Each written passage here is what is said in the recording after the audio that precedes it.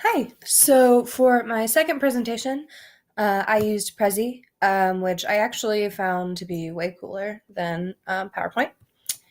Um, and I used, you'll see in a second, I used Zoom, and then I also added like a few animations to pop up the text. Um, so for this first one, like I said, I used Zoom, and I embedded the video I made to explain what a poet is before I dove into the rest of the um, presentation. And then for the next one, again, I use Zoom, and then there's the subtopics. And so if you click on each of those, you go through the words fade, or the text fades in to explain to you the presentation. So that is my presentation for this specific presentation mode.